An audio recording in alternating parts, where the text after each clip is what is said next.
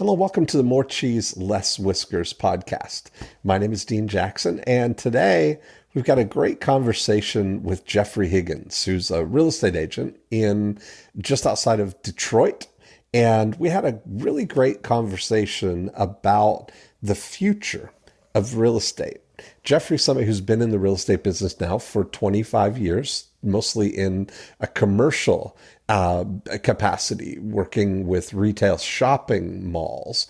And I don't know if you've noticed, but the prospects for the shopping mall as a concept are getting less and less exciting. And Jeffrey, taking a long-term view here, looking for the future, has decided that it would make more sense to transition into residential real estate. And so rather than talk about the specifics of how to, get more real estate leads and do those kind of things, I've cracked all of those codes. I've got endless podcasts and information about how to do that. We really focused on the higher level a conversation about the what it's going to take to be a sustainable real estate business in the next 25 years and to really build a foundation that can not only survive, but get ahead of and thrive in this changing environment. We focused on two things that I'm going to let you discover through the podcast here. So enjoy this conversation, and I will talk to you on the other side. Jeffrey Higgins. Dean Jackson, how are you? I'm fantastic. How are you?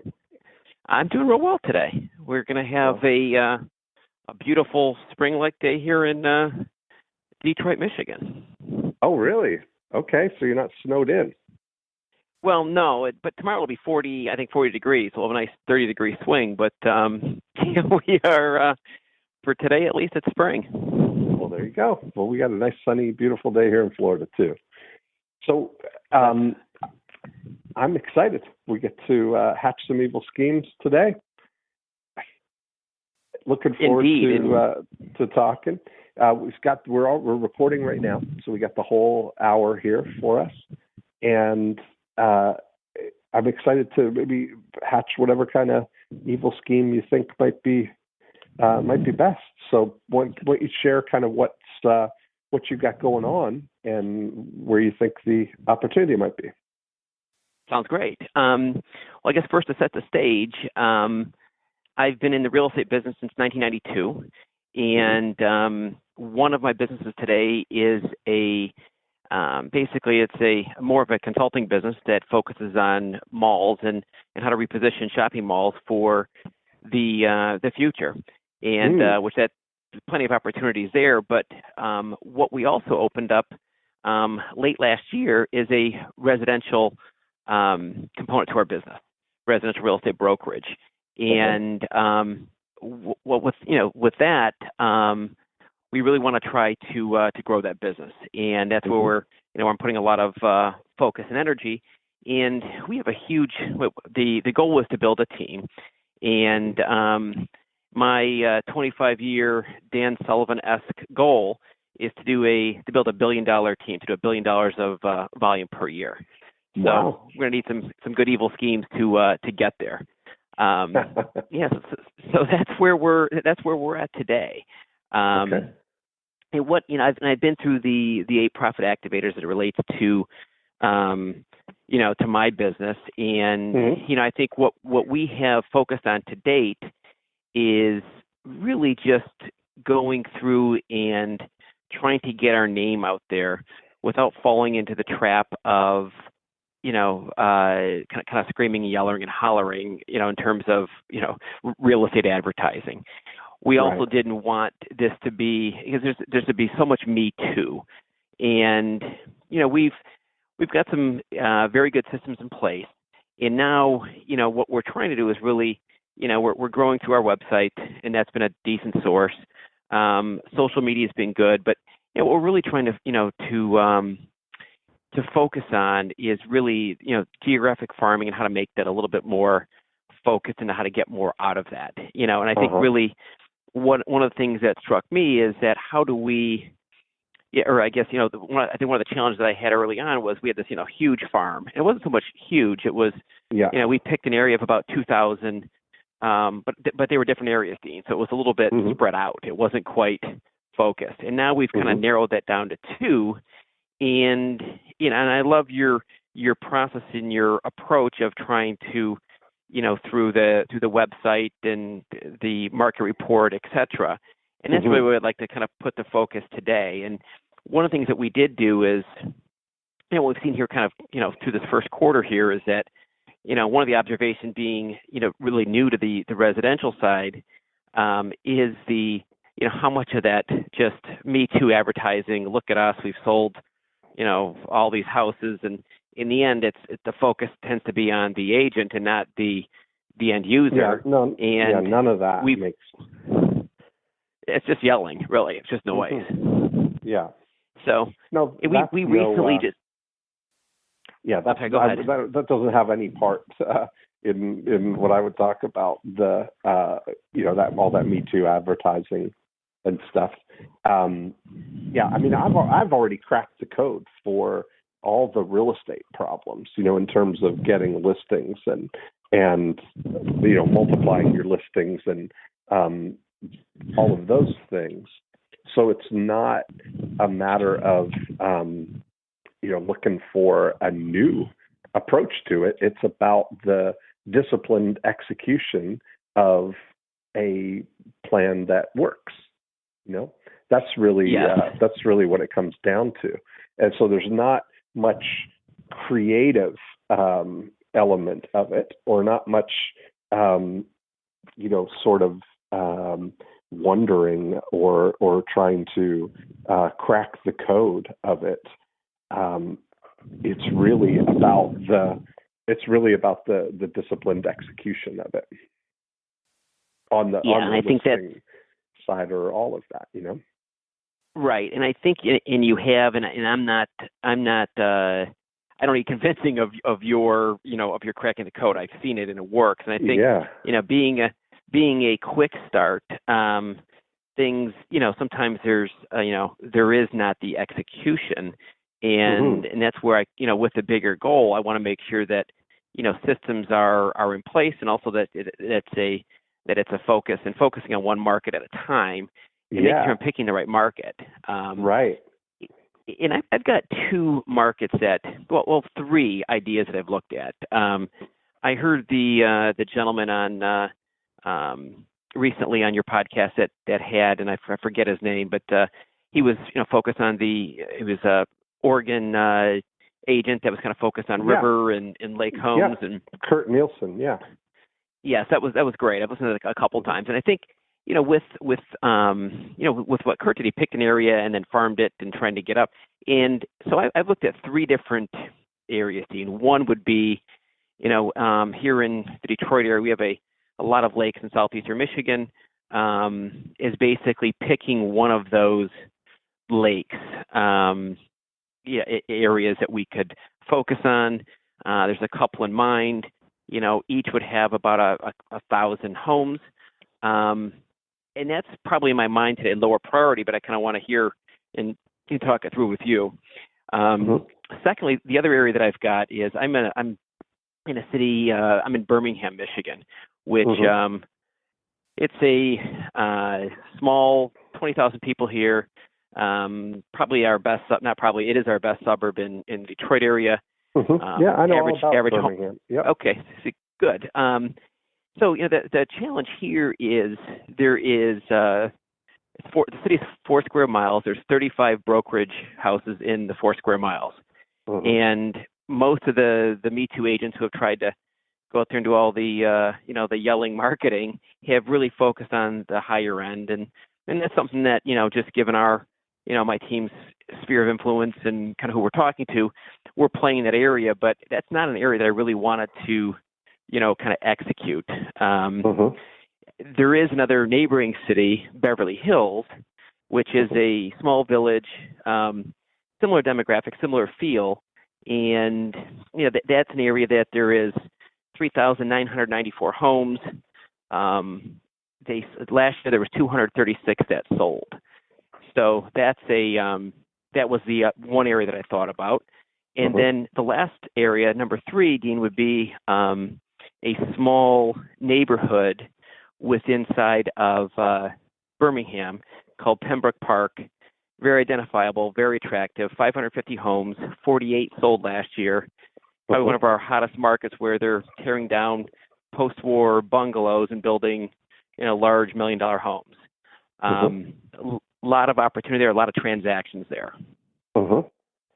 And the thought was, either do I do Beverly Hills and Pembroke Park and the Lake strategy simultaneously, or kind of what I was thinking might make more sense is starting with Pembroke Park and then moving on to Beverly Hills and then the Lake strategy. Well, it's all going to be dependent on what your budget or what your how fast you want to go. I think that's really part of it. You can start out with something that you can see all the way through, and the frustration or the challenge that you're going to have as a quick start is the patience, I think, the repeating of it. And, I think that's, we kind of, as quick starts, myself included, a 10 quick start, are very attracted to the new, to working on and bringing ideas to something, right? You like to figure stuff out. What is your whole, what's your Colby? 5283. Okay. So it's worse than I thought in the 2 department there. So I'm a 4-4. Well, it's funny. You're a 4-4. I'm a 4-4-10-1. So that, I've totally embraced that about myself, and that I know that rather than trying to beat myself up or try and improve my ability to raise up my one implementer, all I look at that is that I have no business actually doing the things, right? Like to get my hands on the machinery or to make anything happen. I'm much better to describe what I want, to visualize it, right? And surround myself with people that can make those things happen. Where I think that your that the 2, your follow through is really where that's what's going to be the thing that you'll really need to kind of support yourself in. What's your team look like? How's your team made up of this? Well, and I think today we're in the process. I've got an assistant that is hers. She's really kind of more right in between, kind of that kind of classic project manager, and kind of in between. And so, there's not a deep follow through for her, although she's great in terms of taking on a lot of stuff, which is us paired together, we work well. But I think of things, she likes to work on the new things, but then we need someone to kind of take it over the goal line. And and that's really the way I think about it is that you need the throughput system with your project manager. You need somebody like that, which is definitely one of the things that really has made the biggest difference for me, is having somebody to describe things to and to talk to and set out the plan so that they can take notes and make checklists.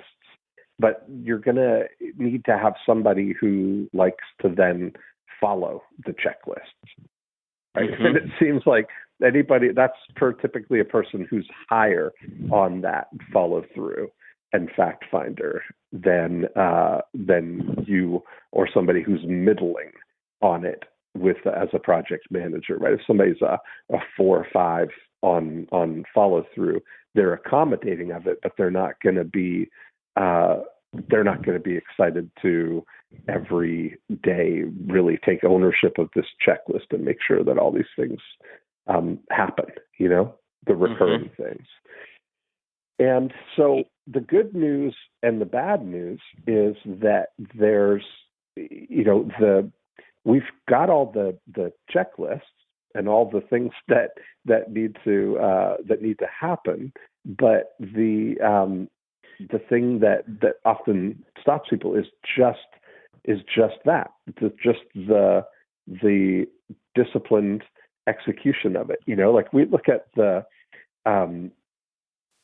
fundamental problems, so the fundamental things that you have to solve if you're going to build a successful real estate business, same as any business really, but in the real estate business specifically, you've got to have a way to get listings, and you've got to have a way to find buyers, right? Like the only thing that you get paid for in the real estate business is closings.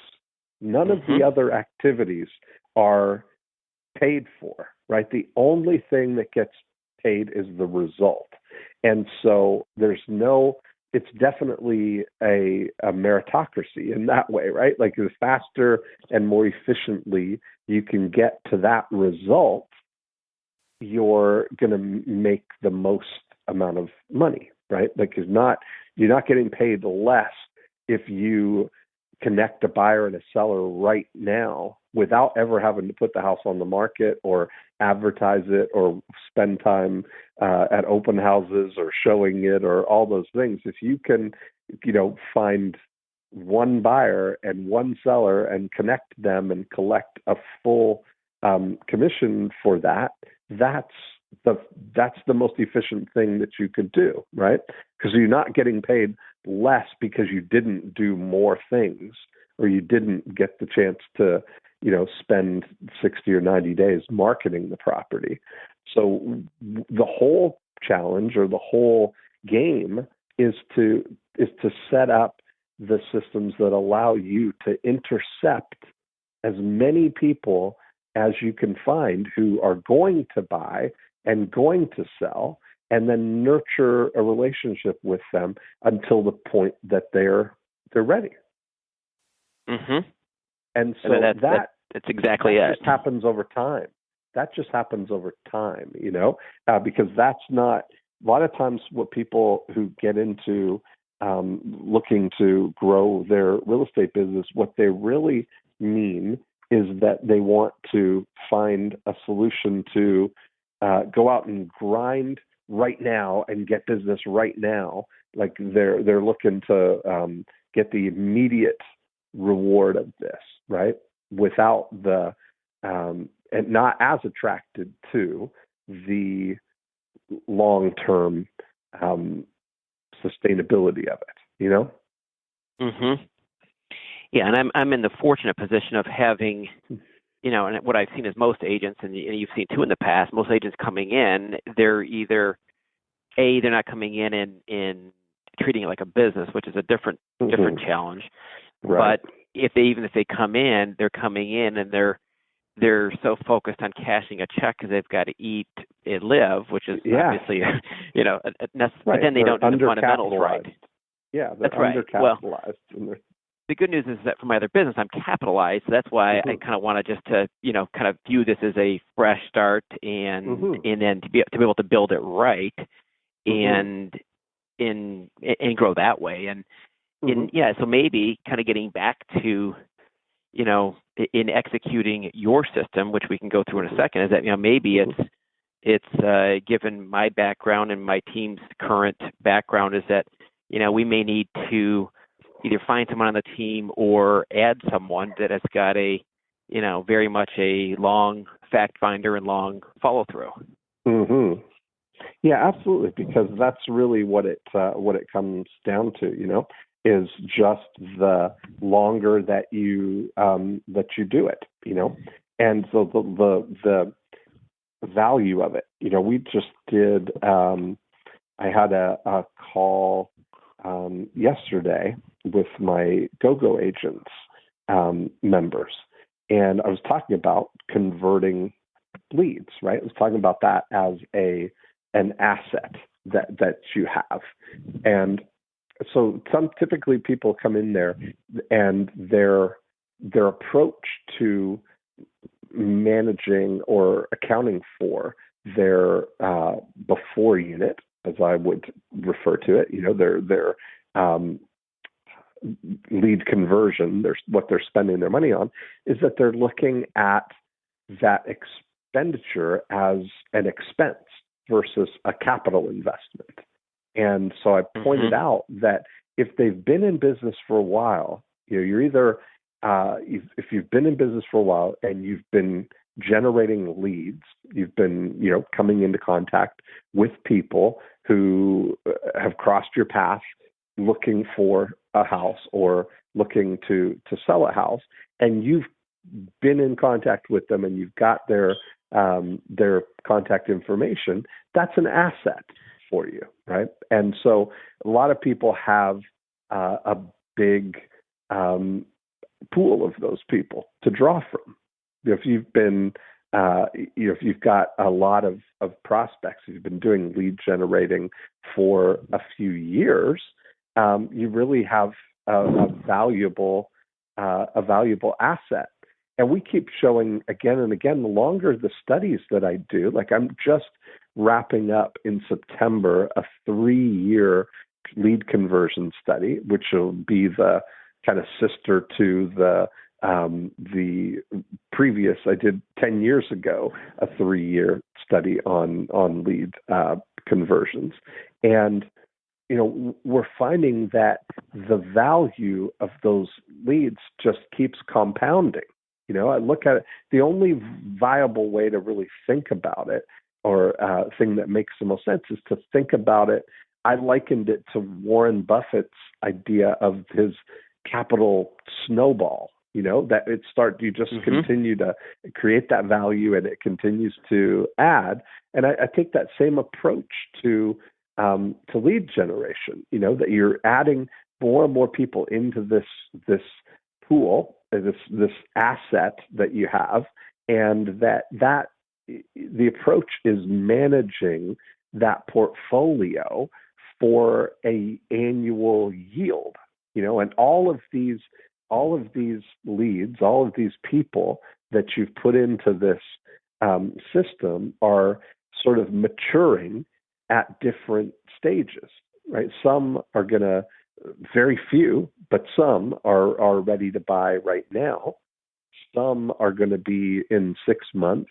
Some are going to be in a year, some 2 years, 3 years from now. But there's always that long-term value approach of them. And so every sort of accounting for leads that I've seen has always been, I think, too short-sighted, to looking at it as an expense rather than a capital investment. Like a lot of times people say, well, I spent this much on advertising and I generated this much business, and that's my ROI. That's how they calculate it, right? And it depends on your framework, right? It depends on your time frame, your window for looking at it, whether that makes sense or not. So a lot of times I see, and just very recently in a Facebook group, and people kind of piling on to this sentiment that they were frustrated that they had spent money buying Realtor.com and Zillow leads for 3 months. They're basically, I tried it for 3 months. I didn't get anything. Those leads are worthless. Save your money. That's really the voicing that they were doing, right? And I think about that, and I look at it that just shows exactly the kinds of thinking that goes into this, right? That they're looking at it that I spent the money, I did it for 3 months, I didn't get anything out of it. These leads are no good. Without realizing that really just by doing it for 3 months, the oldest of the leads is just 90 days old right now. Right? If you're looking at it, that you've been doing it for 3 months.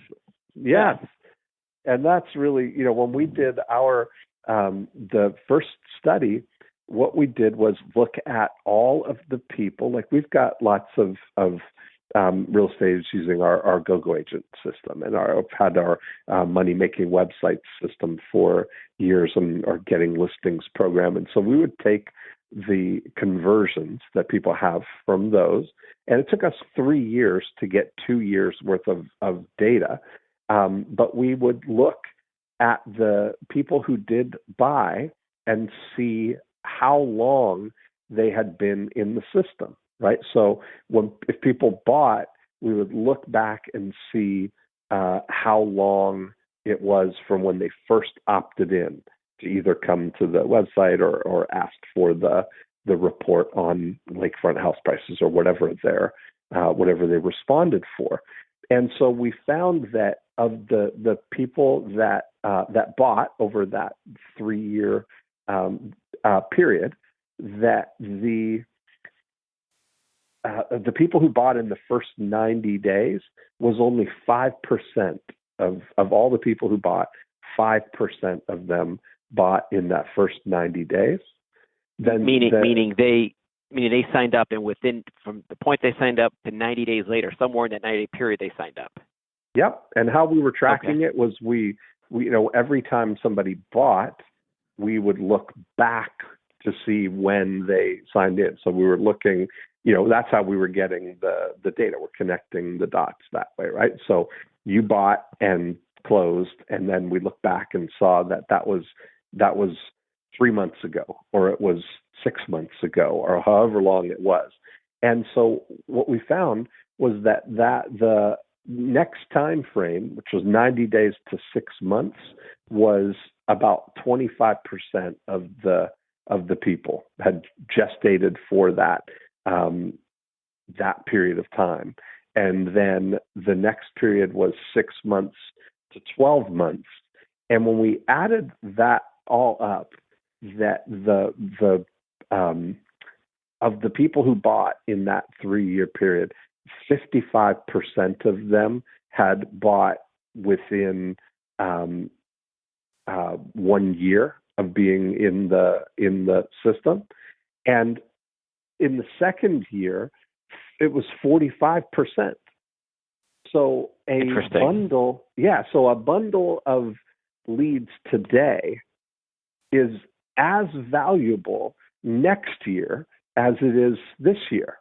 Like in the next 12 months, if you nurture that relationship, you nurture those leads, it's almost the same value, right?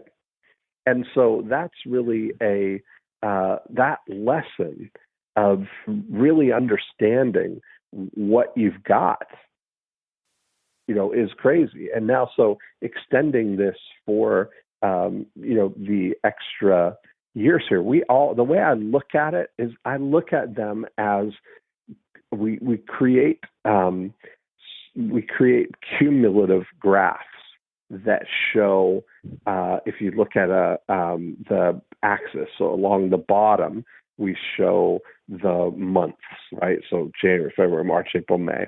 And then on the x-axis there, we've got the vertical axis, we have dollars, right? So on one side, it's the amount of money that you've spent cumulatively on this. So you start what we call it an oil well. So you start an oil well on lakefront homes, for instance, and you're spending $1,000 a month sending to 2,000 lakefront homes, and you in month 1 have spent $1,000. In month 2, you've spent $2,000. In month 3, $3,000. So you cumulatively get that going on about a 10 or 12 degree angle going down the path. So at the end of the year, you will have spent $12,000 if you mail the postcards to all of those homes for the entire year. And then what we do is we graph then the commissions that you earn from those leads. right? So you look at maybe in month 4, you do your first transaction from this and you earn a $15,000 commission for selling a $500,000 lakefront house. So we plot that 15,000 on month 4, and we look, you look down by month 4, you've invested $4,000 in the cumulative spend so far, and you've made $15,000. So you've got a profit already now, a gap on that of $11,000, and you're continuing out now playing with house money, what I call it. It's a self-sustaining oil well. And that's after a short period of time, really. Yes, You're taking a long-term mindset, but yet you've got short-term results. Yes, and that's so there's.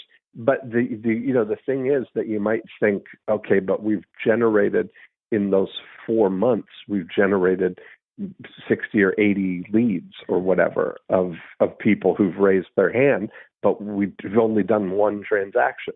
So a lot of people, if you're looking at it that they did that first transaction in month 4, what happens is that people take that mindset of just what I was describing in the Facebook group, that they might mail for 3 months in a row to the lakefront homes and say, I tried that. I mailed for 3 months. I didn't get anything.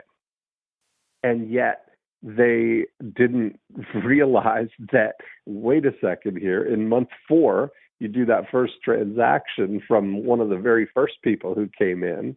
And then in month 5, you do another one. And in month 7, you do another one. And at the end of the year, you've done 5 or 6 of these that are $15,000 commissions. And you've spent $12,000 to do it. And you end up with a 12 or 14 to 1 ROI that's on year 1. That's in year 1, and then I think, there's almost like three buckets. So bucket 1 is, or 3 mentalities, is that you've got the short-term 90-day, almost like a public traded corporation kind of view, where it's like, what's the quarter look like? Mm-hmm. And that's not good. Then you can say, well, let me take a year view, which is better, which I have done. But I think getting back to your whole terminology of your database is a portfolio to manage, and having a portfolio manager work to get an annual yield.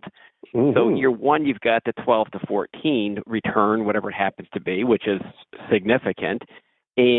But then now it's like, now you've got these leads, and now it's, you get into the after unit, and then how do you, then you've got just much more of a return. Now you've got if you do it right, you've got a lifetime client. That's exactly it. And now, that's, if you're looking at that kind of an oil well on the listing side, finding that one of the great things about the real estate business as a business is that you get the opportunity to be a market maker, right? You can be a catalyst and create both sides of a transaction, right? Like while you're looking for lakefront listings, that's the anchor that you're looking for there, that you can now, without having any listings in lakefront listings, you don't have to wait until you get one to go and start finding the buyers that are going to be the catalyst for this, right? Mm-hmm. You can now start looking for people who are looking for lakefront houses. And that way you get to then, be a market maker there, that you've got this growing list of people on one side who are owning lakefront homes and looking to sell them. And on the other side, the people who are looking to buy lakefront homes, you've got that opportunity. And lakefront is just a placeholder for insert any target market here, right? You could have shopping malls, you could have apartment complexes, you could have townhouses, you could have golf course homes, any of those things. It's exactly the same mechanics here, right? Yeah, I mean, and that's where all of this stuff would equally apply to shopping malls, you know? It sure would. And I think it's, like you said, just a placeholder. And it's just as long as the target market is large enough, anything could apply. Mm-hmm.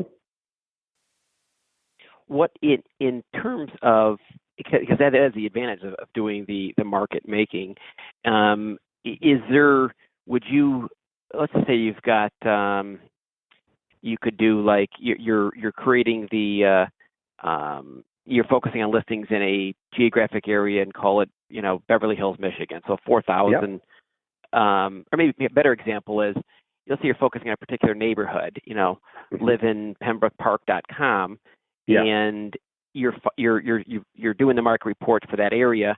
And then in terms to make the market, can you maybe expand it? Do you want to live in Birmingham, or should the two match?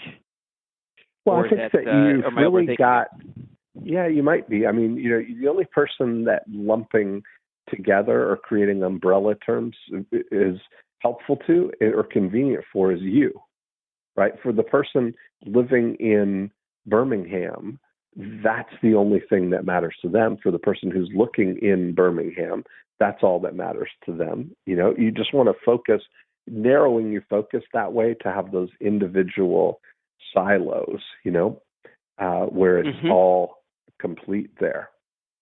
But you look at it, I think if you're looking at like a long-term sustainable approach to the real estate business, like, you got big aspirations, and that's going to take like a long time frame to get to.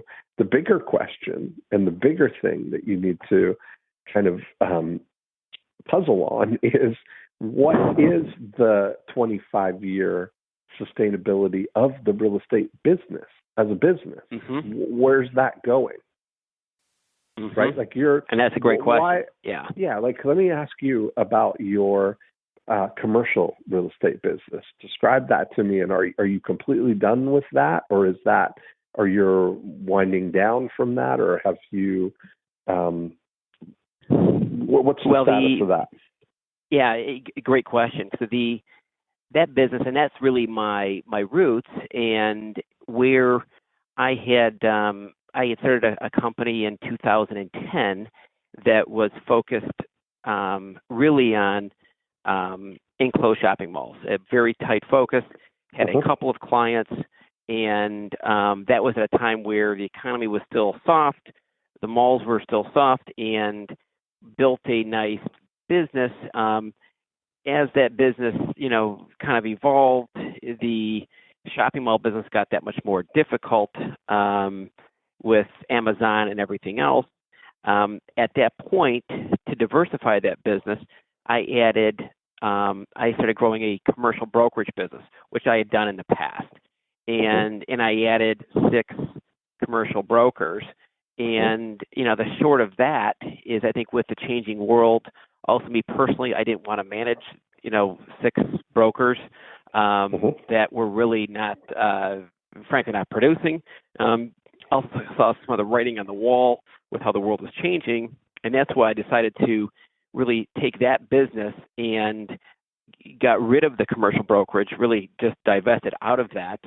And for the most part, and still kept a couple of key clients, and then kind of really then stabilized the mall side of the business, which, is really more of the consulting, and kind of looking from a bigger picture, knowing that, from a transactional standpoint with Amazon and everything else, the way the world is changing, there really wasn't a way that excited at least me personally to grow to grow that business. And that's what led me to the residential. And I think it's, what I kind of look towards a bigger picture, kind of 25-year, is that, there is a spot and a place in the world for, for real estate, and it's just not going to be what it looks like today. What do you think is going to change? I think, the thing in the past, team, was that everyone always said, at least in the shopping mall business, of course, because they wanted the shopping mall industry to survive. The running line was, well, yes, the internet still is only less than 10% of all, online sales, only 10% of all retail sales, that, with the right type of experience, there'll be experience retail that survives. And while I think that is true, I think where I would take another step further today is that, there's probably, when you look at the whole retail real estate world, there's probably a place for like you take a Detroit here, there's probably a spot for one dominant regional mall long term, maybe two. And then the rest is simply either go away or transform into something else. And that's something else, I mean, the running as well, it can be mixed use. Well, there's some challenges with that, but in the end, I think, what really is in most danger is the convenience shopping center will always exist, meaning I need to run to the corner because I forgot to buy something or I need something, although there'll be less of it long term by definition. And where I think, is really in trouble is, the commodity retail, where you could just buy something online. And that's kind of that middle place, that kind of that larger strip center. I think that's probably the most, troubled. And long term, I really see a, migration back to the cities. That's something that's centuries old, beyond century, millennia old. And, I see that, and I see there being downtown retail and urban retail going forward. But I think the migration back to the cities is going to really kind of drive the overall real estate market. And so it's all of that. You kind of made the conclusion that the best idea would be to switch over and turn your focus to residential.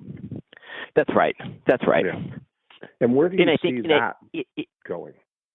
Well, I think on the, on the residential side, I think it's, I think a couple of things. I think, you look at, on Zillow today, for example, and I think, people you can get information quickly. Yeah. And, I think there's two things with that. It's general public get information quickly in real estate. One is that, is that information correct? And then two, what does it mean? And three, then how does it affect them? What I see, at least in the short term, and this is, maybe a little too short term thing, is definitely not 25 years, but, I sense that, right now the market overall is decent across the country real estate wise, on the residential side. And as soon as it dips again, you'll see, the exodus of real estate agents out of it that get flushed out. And, long term, I see there being a lot less agents. I see it being much more, consultative. I kind of would compare it to the retail industry, meaning I see that, I could see there being a kind of a commodity approach to real estate that might be good enough for some people. And then longer term, I see that, I don't want to say the higher end, but maybe it is the higher end of the market really needing that level of service. And, I think what does that mean for, a real estate agent today is that, if they're in that area where they're serving kind of that commodity market, I think that goes away. And I think any real estate agent's got to be equipped with, knowledge, experience, ability to serve the higher end market. I think that's where it's going to be. It's really interesting because I think a lot about the future of real estate because I'm so involved in it, right? I've been in the real estate world from 1988. My very first, it's the first thing I did. It's my love, and everything that I've done, the two things I've always focused on are real estate and marketing. And I've really been fortunate that real estate's been a great laboratory to apply and develop marketing, And I look at this 25-year framework as, a pretty exciting time. What's coming here? I spend a lot of time in thinking about the sort of digitization of the future and how that's all changing everything. And I go to Peter Diamandis has a big annual event. I'm part of a mastermind called Abundance 360, and it's based on Peter's book of called Abundance. And he talks, kind of gives us every year a frontline view of all of the things that are kind of shaping the future, and like things like robotics and artificial intelligence and virtual reality and the self-driving cars and all those things that are in the imminent future shaping everything that's happening right now. And the first year that I went to this 4 years ago, I kind of came away with this, I kind of comforted myself with this idea that you can't digitize the last 100 feet of a real estate transaction. That it was always this idea that it was real estate, the way it works. So everything else, Zillow and access to all of the information, that's all, everything that can be digitized has been digitized. All of the transactional elements of it. If you look at what's coming with blockchain, which is the thing that's driving Bitcoin, like all of the encryption and title sequence, title chains and all that kind of stuff is only going to become easier and easier. And everything that can be digitized is, and becoming more so. But at its fundamental thing, real estate, in my mind, 4 years ago, was always going to be a negotiation between two, at least, completely irrational people, negotiating the market value. Yeah, negotiating the market value of the only property like this one in the world today. Right? So every single one is different. It's not like it's not like selling a 2014 Lexus or whatever, where you can see this is what those are worth, kind of thing.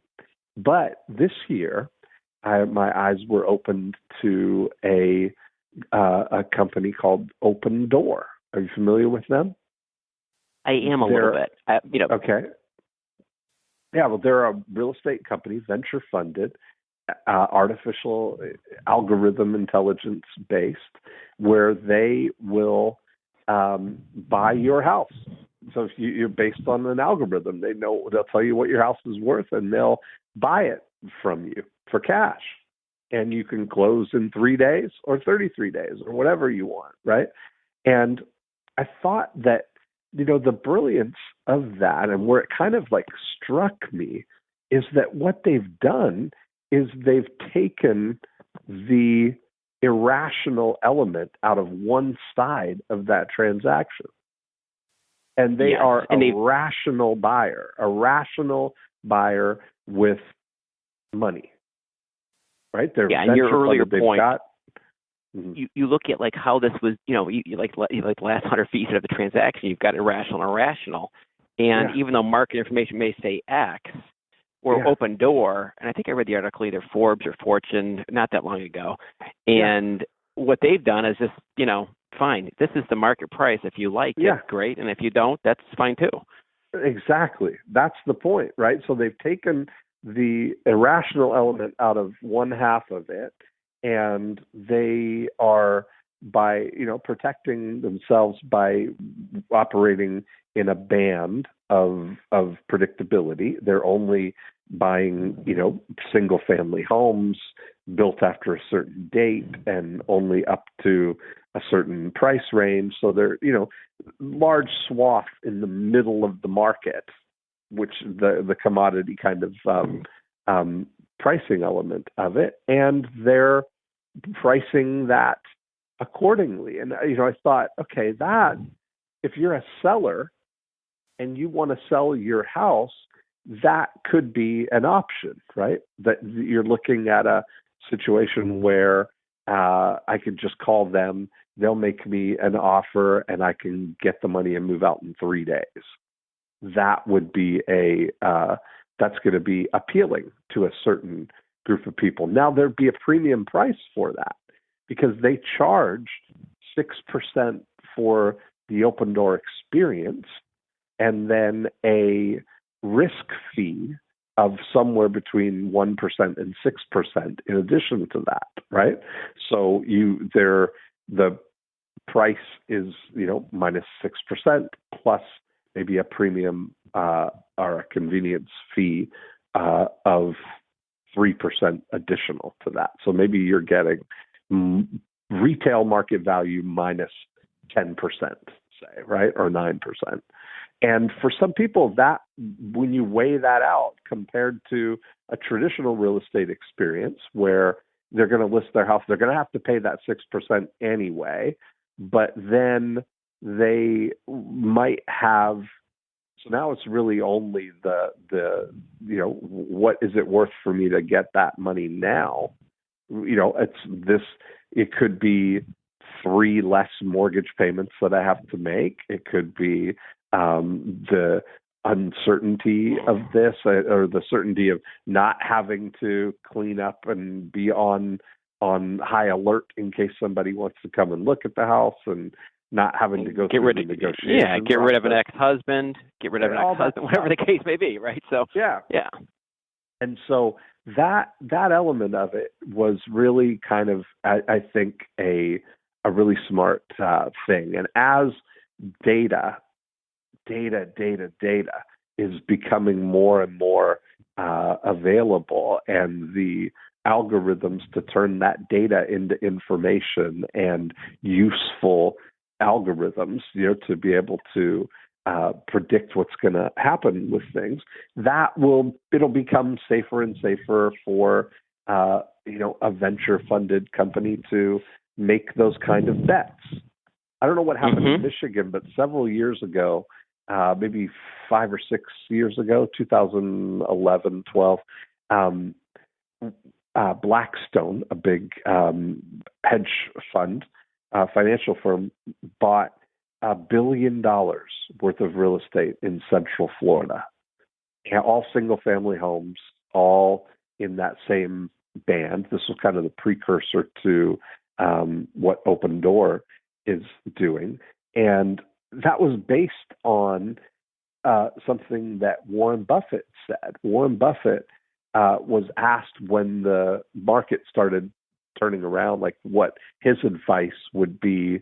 Where's the opportunity as we're sort of coming out of this recession that was the financial crisis there? Where's the opportunity? What would he look at? And he said, well, if it was feasible to do it, I would buy 100,000 single family homes. And that was kind of an interesting thing. I remember that. And that's where that idea came from, that somebody said to themselves, well, what would be the logistics of that? How can we set up a system for that? And that's what Blackstone did. And that's been a big win for them, right? They come in, they buy, they pay market value, they buy the homes for cash, they rent them out, cap rates at 12%. And so they're getting their 12% while the market's going back up, and it's appreciated, 30, 40, 50, 60%, sometimes almost all the way back to what it was, at the peak. And they're winning on every level like that, So that was an interesting sort of precursor to where you can see how this Open Door was coming. But now, what I said about that was then that Open Door still has to be, now they have to find a real buyer still, right? They're a buyer that is they're solving the problem in a rational way for a seller.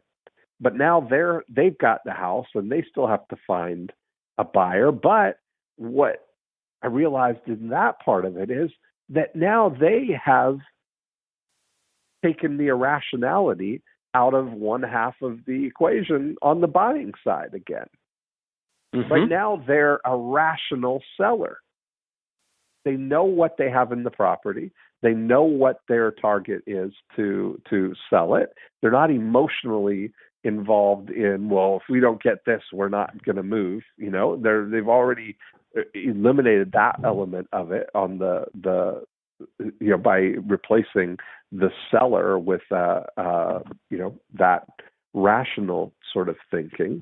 And they can now just really do all the right things to maximize the sale price of the house. They come in, they do all of the repairs that need to be done.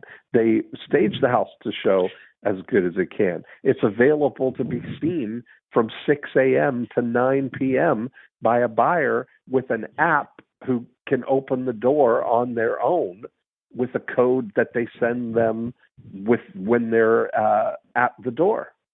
So they are doing all of the right things. And if you want to buy the house, they're not trying to sell it to you. If you want to buy it, then you can put in an offer. And that's really, I think, it's just a micro look at where potentially this is going, right? Like, how can you see how that's going to play out over the next 20 to 25 years, right? Yeah, How's that going to play out in the next 5 years? And that's really an opportunity if you start thinking about, okay, they're just right now in Phoenix, in Dallas, in Las Vegas, but how can you see that working in suburban Detroit? You know, what would that? How would that look? Taking that same sort of approach to things. Well, and I think where the opportunity is for them or for that type of business would be, how do you scale it? Meaning, you got to get beyond because they have some pretty, if I remember correctly from what you said, is they've got a pretty narrow band of houses they could do. And frankly, they might be able to do that in Detroit because of the age of the housing stock here. So then the opportunity is, how do you come up with a risk factor percentage that can deal with a house built in 1950 that may have some uniqueness to it? And how do you do that in a mass scale? You know, how do you, and with them, you know, how do you make sure you're buying right and you're buying more, you know, a wider range or variety of properties? You just got to make sure you buy it right. And I think that's where, you know, that business really could be scaled. Because when when you get beyond the Toll Brothers, or, you know, I don't mean to pick on Toll Brothers, but it's any kind of the builder, you know, track home. That's easy to get your arms around because it is a commodity. But you know, how do you get your house around, you know, your arms around a house that's maybe been remodeled, added on to, that was built originally 1950 or 60 or whatever the case may be. Right. And that's there's part of the thing. It's looking at potentially the 80% approach. You know, you're taking the meat of the market, the middle of the bell curve, because it's the outliers that are going to cause the problems. You know. That's right. Yeah. And so there's where an opportunity is that if those people are left out of this, that there's that opportunity to create that thing, create that level of certainty for them. And that's where I think that the real value is, if you can preempt what is potentially coming like that. If you had, going back to our lakefront situation, you've got a pool of people who are thinking about selling their lakefront house, and you're generating a pool of people who are thinking about buying lakefront houses, and you're able to connect those people as quickly as what that open door situation could do, with zero risk on your part or on their part, that's really going to be a better option than what that is, you know. That's really well. And then you're exactly right. You're basically market making very quickly, right? And that's obviously, the time is where you get your huge leverage. And then because now you've got your market knowledge, well, then maybe you buy the house today, or you buy the property, whatever the case may be, and you've got it now like open door. You own it, and you take the time to do what needs to be done, knowing that you've got a buyer that'll pay X in however many, whatever length of period of time. Yeah. You mentioned in areas where People are buying, 1950s bungalows, tearing them down and building $1 million homes. That's happening all over in lots of urban markets. And we were just having a conversation about that, of getting on board with the trend of that, right? Of focusing on where that's going. And so, looking at, for instance, if you take a city like Beverly Hills, that there are, or Auburn, that there's, those homes are knowable, right? Like, which ones are candidates for that.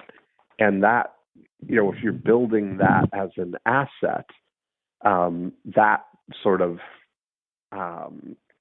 research, that kind of knowledge of saying, here's the ones. I was just talking about this with a real estate agent in Toronto who has, there's a sweet spot of 50-foot lots. If a lot is 50 feet, which a lot of those bungalows were built in the 50s, are on 50-foot lots. If there's a 50-foot lot, you can split that and build 2 houses on that 50-foot lot.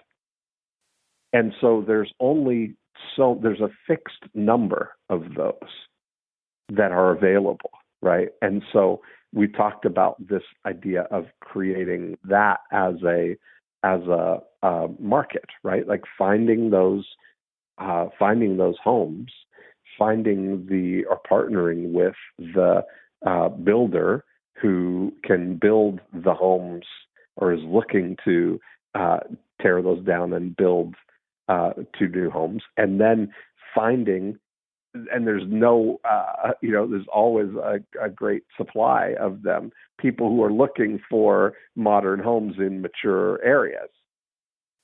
Absolutely. I mean, and what you've taken too together. Right, and it's like you're able to take, and again, getting back to Open Door, you're just basically making the one side rational, regardless of if you're actually buying it. Meaning, because you're saying, I'm not valuing this home and your pretty curtains and your lovely, your lovely countertops. I'm looking at this because it's 50 by 149. This to me is a piece of dirt, and that's exactly right. And that dirt is worth X to me. Period. Yes. Yeah. And that's simple. That's exactly right. Well, that's interesting. And then I guess jumping back to the kind of that last 100 feet of a real estate transaction is that, looking out ahead, and I think that's where, you can preempt it. But I think, coming back to today, when you look at this, and I think, where you put your investment, is really in that last 100 feet. And you're really kind of.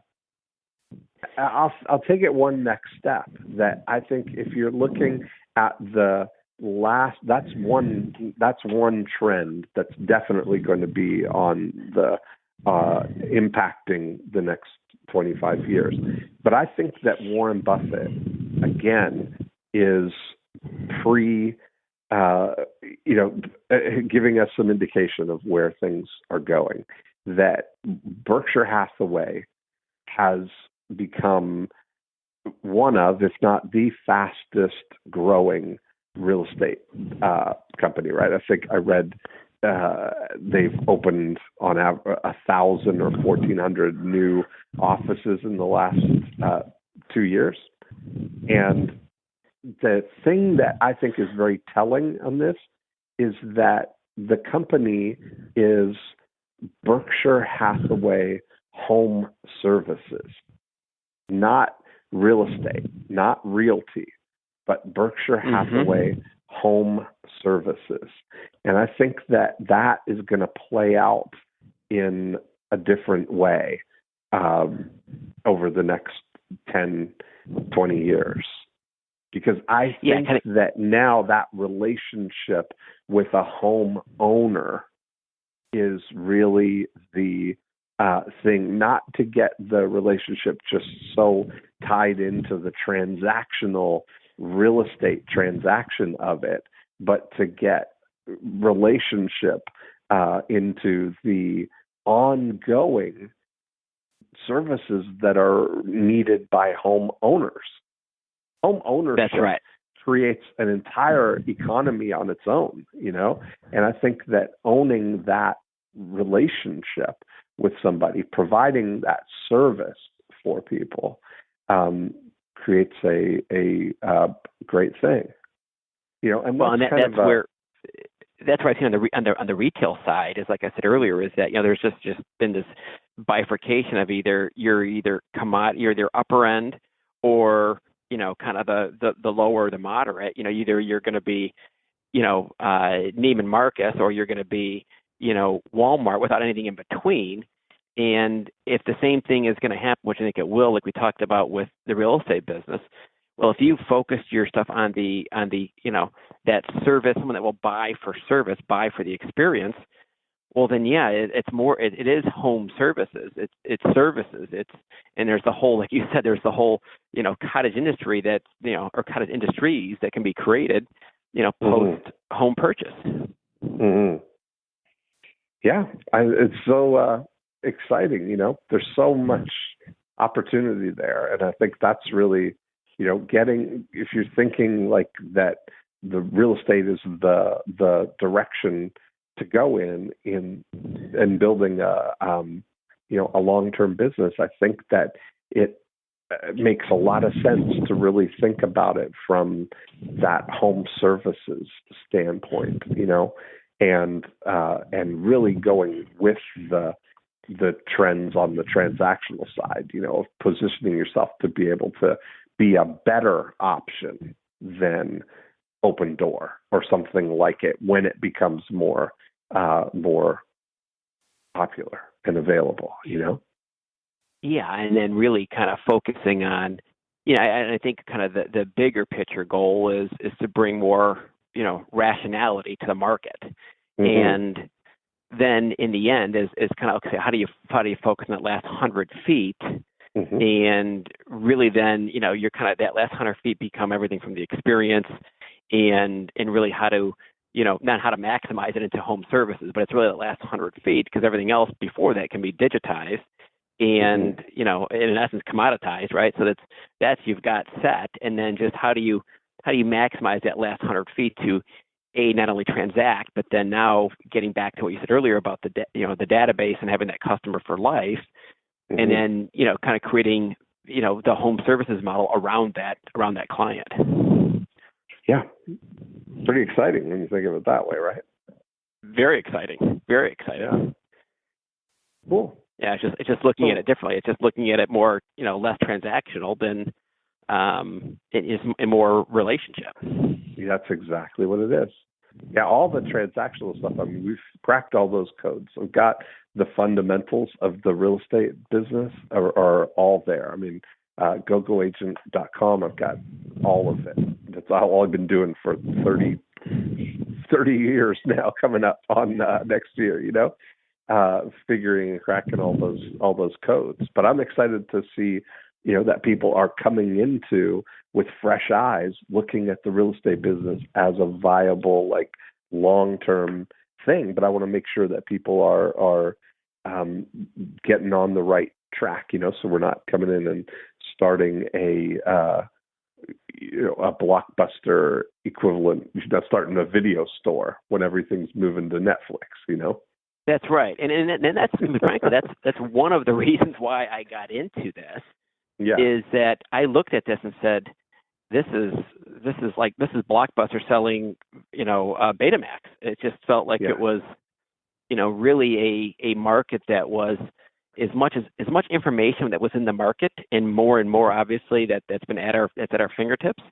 Yeah. It's what kind of confused me, or not confused, but was puzzling to me, is that you've got people that don't use that, but instead rely on their Aunt Ethel to sell their most, where they've gotten their entire nest egg, their home, which just doesn't seem, I mean, it was odd to me that when people are more concerned about getting the right referral for a hairdresser, yet they'll hire their aunt, their brother-in-law, their whatever to sell their home. It's just, and to the city, talking to you today, that's still bizarre to me. But, and that's why I think, because it's an industry, in my opinion, that really has not been truly disrupted. That's why I got into it. Well, there you go. Well, I'm excited. So what's I am your action steps here? What's your takeaway? Well, I think a couple of things. I think first, I did sign up for GoGo Agent earlier this week. Perfect. So that's one on a more kind of more immediate level. I think secondly is to really then kind of make sure that I'm positioned with a team member and or similar resource that can execute not only GoGo Agent but the other items in my business. More of that long follow through type of person to complement the small idea factory we've got going on here. And then I think thirdly is I think really kind of to give some more thought to this open door type model. I've had all sorts of different investors that I've worked with or invested with over the years that have said, hey, now that you're in residential, how let's look at single family homes, let's look at apartment buildings, look at that kind of thing. Well, there's the takeaway from this call would be, let's create a little bit of fund where, not a little bit, but create a fund, which if we had, making a market and saying, here's an opportunity, this can be sold immediately or whatever in 3 months after we do X, Y, and Z, and here are the returns because we know the market so well, is to be able to have that dry powder available to execute. That's it. That's awesome. Well, that's all very exciting. Good stuff. Well, thank you very much. I appreciate it. Yeah, I enjoyed it. It was a great conversation. I look forward to keeping in touch, watching how it all unfolds. I think you're going to really enjoy the community in GoGo Agent. We've got a bunch of young guys that are looking to build big businesses in the future, and I think you're going to fit right in. Outstanding. Thanks, man. All right. Have enjoyed the rest of your day. I'll talk to you, Dean. Thank you. Thanks a lot. Bye-bye. And there we have it. Another great episode. I really enjoyed that conversation. It's, three of my favorite things. I love real estate. I love marketing. I love the future and thinking about long-term, really, where are things going in the next 20 to 25 years? We've got so much opportunity ahead of us, and I think that having a blueprint and having a vision that can, last and go out into that next 25 years is really going to be a powerful thing.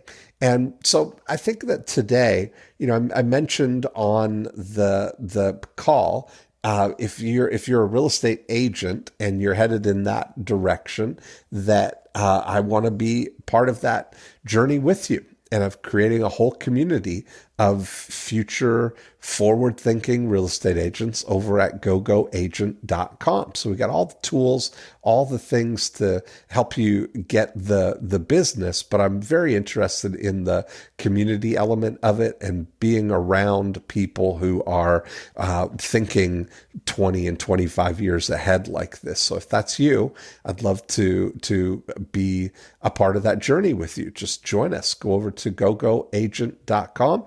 You get a 30-day free trial, see what we're all about, check out the things, join in the conversation, and let's see if we can help you really dominate over the next 25 years and build a really sustainable business.